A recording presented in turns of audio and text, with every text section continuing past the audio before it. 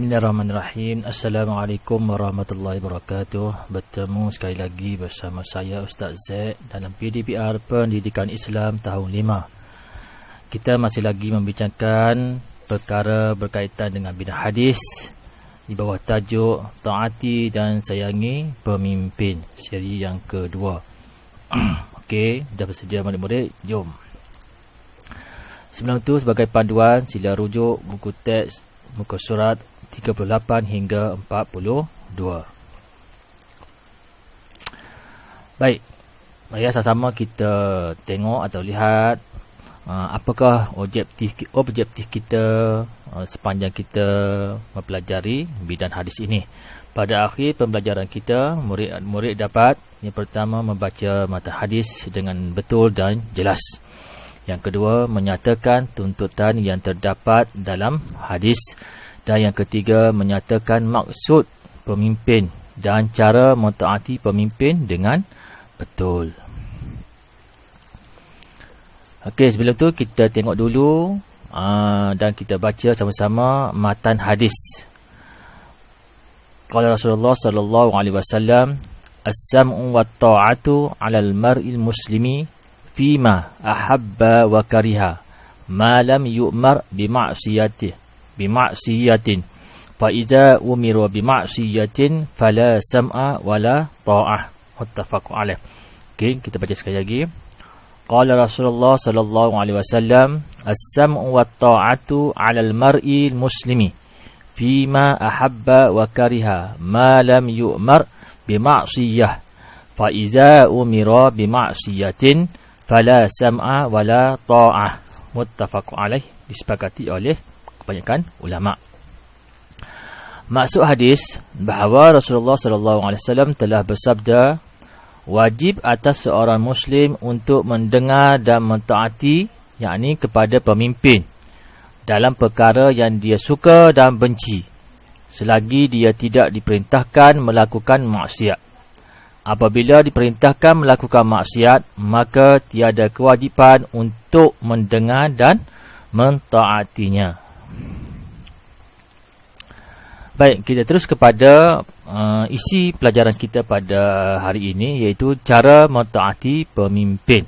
Sebelum itu, maksud pemimpin telah kita belajar, telah kita tahu pada minggu lepas, iaitu pemimpin adalah seorang yang mengetuai sesuatu organisasi ataupun sesuatu kumpulan. Contohnya di rumah kita ada ibu dan bapa kita, tapi bapa kita atau ayah kita sebagai seorang pemimpin. Di sekolah pula kita ada guru besar sebagai pemimpin sekolah. Okey. Cara mentaati pemimpin yang pertama, seorang pemimpin adalah kita adalah patuh kepada pemimpin yang beriman dan bertakwa. Okey, ini pemimpin ini di kalangan orang Islam, yakni beliau hendaklah seorang yang beriman dan bertakwa. Yang kedua, kita hendaklah memilih atau pilih pemimpin yang adil dan amanah. Okey, seorang pemimpin itu mestilah bersikap adil dan amanah, bukan zalim dan bukan mengambil hak orang lain. Yang ketiga, bekerjasama dalam melakukan kebaikan. Okey, bekerjasama dalam melakukan kebaikan dan juga kebajikan. Itu. Yang keempat, seorang pemimpin hendaklah menasihati dengan penuh hikmah. Okey. Apabila seorang pemimpin itu menasihati kita dengan penuh hikmah, maka kita wajib mentaatinya. Yang kelima, sentiasa mendoakan kesejahteraan. Okey, sentiasa mendoakan kesejahteraan, kesihatan dan keselamatan kepada kita. Dan yang keenam, menghargai jasa dan pengorbanan.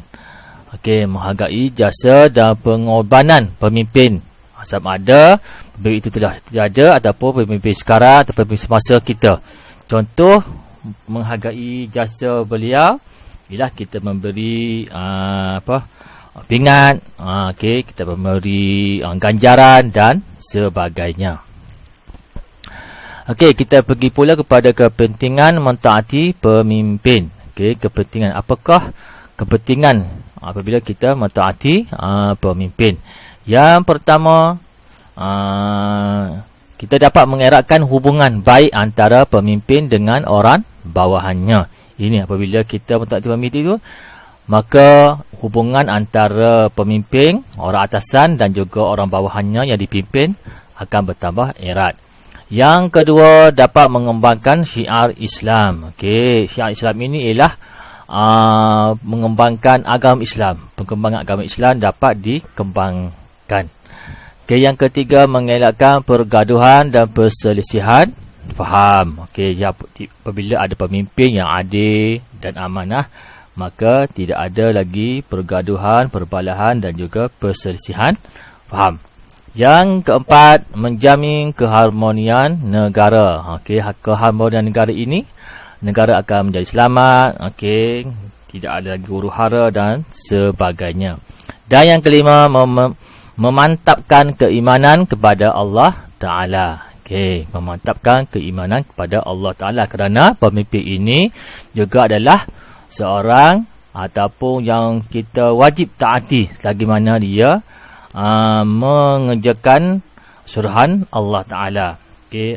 Ati'ullah wa ati'ur rasul wa uli amri minkum. Dan yang keenam, disegani dan dihormati oleh negara lain. Apabila pemimpin itu sentiasa ditaati oleh orang-orang ataupun rakyatnya, maka negara itu akan bertambah kuat dan disegani oleh negara lain. Okey, setelah kita tahu tentang cara dan juga kepentingan pemimpin, mentaati pemimpin, maka di sini ada tugasan kepada murid. Sila jawab soalan berikut. Yang pertama, seorang pemimpin hendaklah di kalangan orang mana? Okey, orang apa? Orang Islam ke, orang kafir ke atau sebagainya. Yang kedua, lawan kepada seorang pemimpin yang adil ialah apa? Adil lawannya apa? Yang ketiga, seorang pemimpin hendaklah apa? Dalam melakukan kebaikan. Yang keempat, apakah maksud hikmah? Okey, apakah maksud hikmah? Yang kelima, bagaimanakah jasa seorang pemimpin dihargai? Okey, apabila seorang pemimpin itu telah bersara ataupun telah tiada, apakah bagaimanakah jasa beliau diingati atau dihargai oleh orang-orang bawahannya? Okey, tulis jawapan anda dan juga soalan anda dalam buku tulis ulum. Soalan ke-6, apakah maksud syiar Islam? Okey, tadi Ustaz dah bagi tahu apa maksud syiar Islam. Yang ke-7, berebut jawatan dan kuasa adalah penting bagi seorang pemimpin. Betul atau tidak? Yang ke-8, seorang pemimpin hendaklah menjauhi orang bawahannya. Pernyataan ini betul atau tidak? Okey, tulis soalan dan jawapan anda dalam buku tulis ulum. Okey, itu saja soalan untuk minggu ini. Okey, sebaran pertanyaan, dan untuk semakkan kerja rumah anda, sila mesej pada Ustaz Zulkari di talian 014 800 9696. Okey, sekian, terima kasih. Assalamualaikum warahmatullahi wabarakatuh.